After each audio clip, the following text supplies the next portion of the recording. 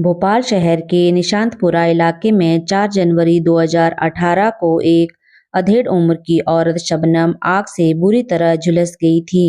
पहले तो यह केस खुदकुशी की कोशिश का लगा, लेकिन निशांतपुरा थाने की पुलिस ने जांच की। जो हकीकत सामने आई तो सभी चौंक गए। पता चला कि वह 52 साल के सलीम खान की तीसरी पत्नी थी और उसे एक सोची समझी साजिश के तहत जलाया गया था। दरअसल शबनम का पति सलीम खान सिक्योरिटी गार्ड था।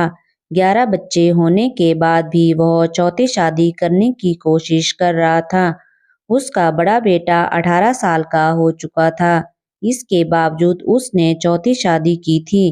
पुलिस को इस मामले की खबर एक दिन बाद यानी 5 जनवरी को लगी तो थाना निशांतपुरा के डीआई चैन सिंह रघुवंशी ने एसआई संतराम खन्ना को हिमीदिया अस्पताल भेज दिया। आग से झुलस जाने के बाद शबनम उसी अस्पताल में जिंदगी और मौत के बीच झूल रही थी। एसआई संतराम खन्ना बिना वक्त गवाए हिमीदिया अस्पताल पहुंच गए। वहां शबनम की हालत चिंताजनक बनी हुई थी।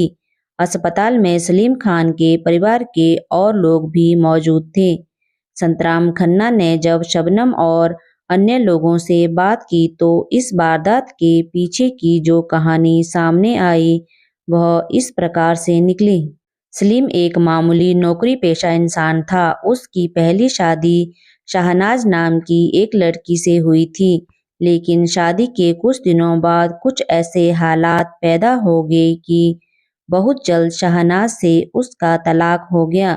सलीम एक मामूली आदमी था। जैसे तैसे करके उसकी शादी शाहनाज से हुई थी। उससे तलाक के बाद सलीम इस फिक्र में लग गया कि अब उसकी दूसरी शादी कैसे होगी। पर इस मामले में सलीम की किस्मत औरों से काफ़ी जुदा निकली। तभी तो कुछ ही दिनों में उसकी दूसरी शादी हो गई। दूसरी बीवी से सलीम के 7 बच्चे हुए। सलीम फकीर बिरादरी से था। उसकी बिरादरी के अधिकांश लोग भीख मांगा करते थे, इसलिए परिवार बढ़ने की उसे कोई चिंता नहीं हुई। उसका खर्च माँ से पूरा हो रहा था। बच्चे जब थोड़े बड़े हो गए तो वह भीख मांगने लगे। वहीं दूसरी ओर सलीम की पत्नी भी आस पड़ोस के घरों में साफ सफाई करने और खाना बनाने का काम करने लगी। कुछ मिलाकर सारा परिवार अपने खाने पीने का इंतजाम खुद ही कर लेता था। भीख मांगकर शौक तो पूरे नहीं किए जा सकते, लेकिन उसकी जिंदगी ठीक ठाक चल रही थी। इसी बीच सलीम की दूसरी पत्नी भी उसे छोड़कर चली गई तो सलीम ने 35 वर्षीय शबनम नाम की एक महिला से शादी कर ली। शबनम भी तलाकशुदा थी। उसके पास 2 बच्चे पहले से थे। सलीम से शादी के बाद वह 2 बच्चों की मां और बन गई। अब उसके परिवार में 11 बच्चे हो गए थे। शबनम समझदार और सुलझी हुई महिला थी। वह अपने और सलीम के सारे बच्चों की परवरिश कर रही थी। बाद में सलीम शांति अपार्टमेंट में गार्ड की नौकरी करने लगा। 11 बच्चे होने के बावजूद सलीम ने शबनम के होते हुए आयाशा से चौथी शादी कर ली, लेकिन उसने यह बात काफी दिनों तक शबनम से छिपाए रखी। उसने अपनी चौथी बीवी को अपने घर में ना रखकर कुछ दूरी पर भानपुर में एक किराए के मकान में रखा था। वह आयाशा को हर महीने खर्च के लिए लगातार पैसे भेजता और वहीं पर उससे मिलने जाता रहता था। पर आयाशा से शादी वाली बात वह शबनम से ज्यादा दिनों तक नहीं छिपा सका। शबनम को जब यह जानकारी मिली तो उसे बहुत गुस्सा आया।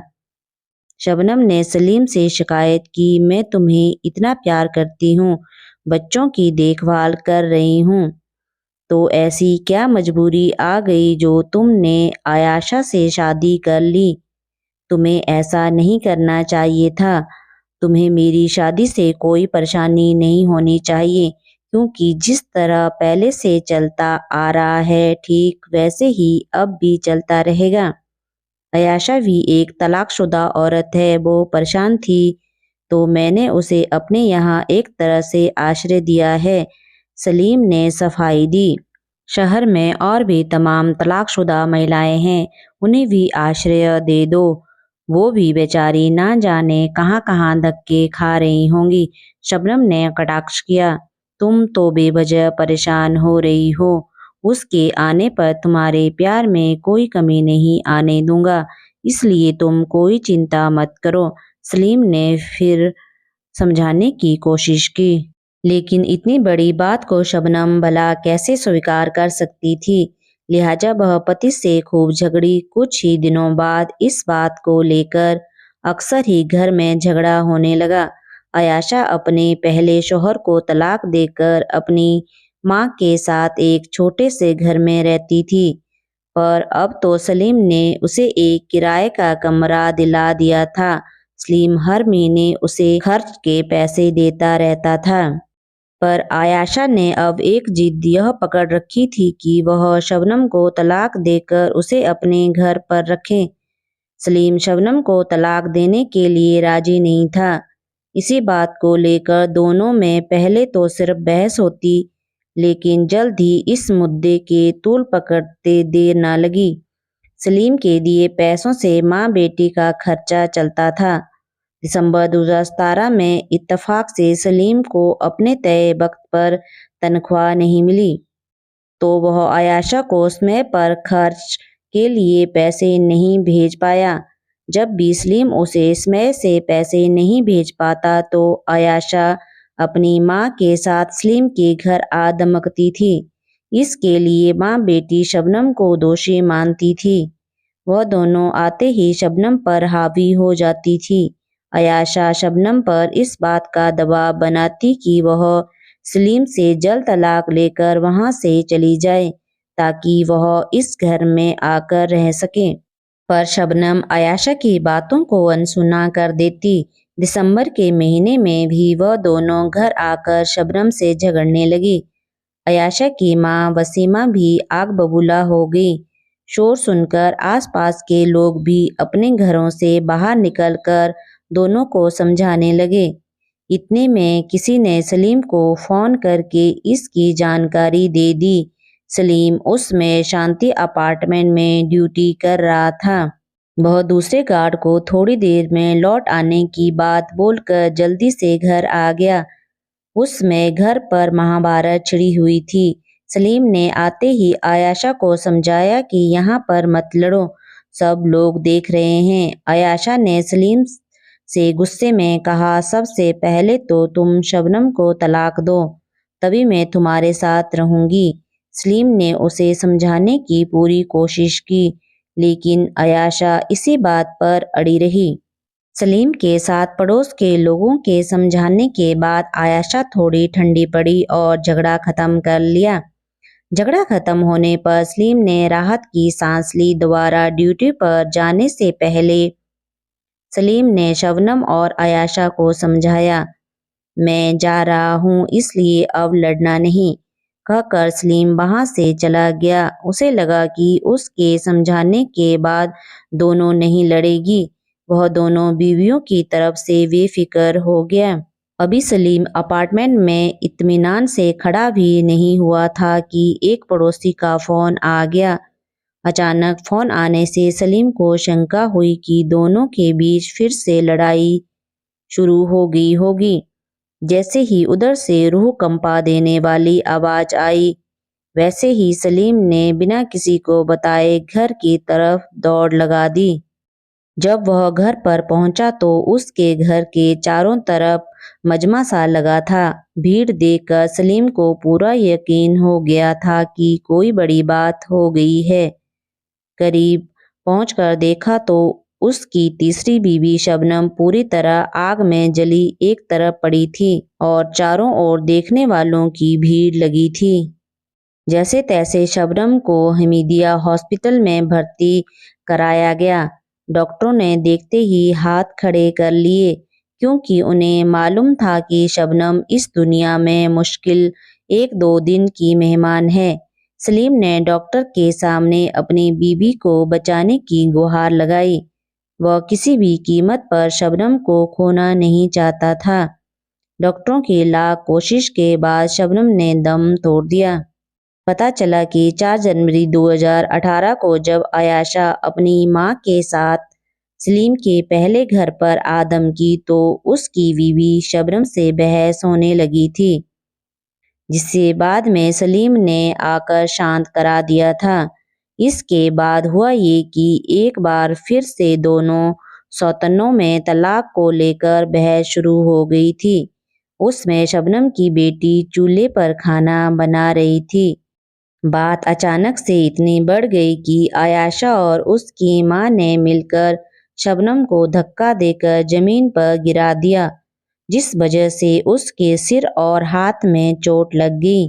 शबनम इसके लिए बिल्कुल भी तैयार नहीं थी कि वह अपने शौहर को तलाक दे। उसने आयशा से साफ कह दिया था कि जब मैंने अभी तक सलीम की पहली बीवी के बच्चों को एक माँ की तरह पाला पोसा है तो अब तलाक लेकर कहाँ जाऊंगी। इस बात को सुनकर आयशा को तैश आ गया। उसने कहा कि तुम जहन्नुम में जाओ या कहीं और, मुझे इससे मतलब नहीं है, लेकिन तुम्हें सलीम से तलाक लेना पड़ेगा। उन्होंने जब देखा कि शबनम अपने इरादे पर अटल हैं तो आयशा झगड़ा करने पर उतारू हो गई। इसी दौरान बसीमा ने अपनी बेटी आयशा से कहा कि देखती क्या है, इस करमजली के ऊपर केरोसिन डालकर आग लगा दे। यह सुनकर आयशा ने पास ही रखा केरोसिन का गैलन उठाया और जमीन पर गिरी पड़ी शबनम पर उसकी बेटी के सामने ही केरोसिन डालकर जलती हुई माचिस की तीली उसकी तरफ उछाल दी। एक छोटी सी चिंगारी शबनम पर पड़ते ही आग का गोला बन गई। गुस्से में आयशा ने इतना बड़ा कदम तो उठा लिया, लेकिन बाद में पुलिस केस होने की बात सोचकर वह डर गई। आयशा और उसकी मां ने सलीम के साथ मिलकर शबनम को हिमीदिया अस्पताल में भर्ती कराया और शबनम से बोली कि तुम पुलिस को इसकी गवाही मत देना, हम लोग तुम्हारा इलाज करा देंगे जिससे तुम पहले की तरह ठीक हो जाओगी। पहले तो शबनम को उनकी बातों पर भरोसा हो गया, लेकिन जब अपनी हालत देखी तो उसे अपने मासूम बच्चों की फिक्र सताने लगी, जिससे वह परेशान हो गई। उसने बाद में एसआई संतराम खन्ना को पूरी सच्चाई बता दी। इसके बाद शबनम ने मजिस्ट्रेट के सामने भी मौत से जदोजहद करते हुए पूरी घटना के बारे में जानकारी दे दी। निशांतपुरा पुलिस ने मौके का मुआयना करके आग लगाने के सबूत इकट्ठे कर लिए। आयशा और उसकी मां पर भांदवी की धारा 307 और 34 के तहत मामला दर्ज कर लिया गया। शबनम की सौतन आयशा जल्द ही पुलिस के हत्थे चढ़ गई। उसकी शातिर मां बसीमा पुलिस को चकमा देने में कामयाब रही। पुलिस ने बसीमा की धरपकड़ के लिए उसके घर पर दबिश दी, लेकिन पुलिस टीम को खाली हाथ लौटना पड़ा। बसीमा की तलाश में पुलिस ने कई जगह छापेमारी की, लेकिन उसका कहीं पता नहीं चल सका।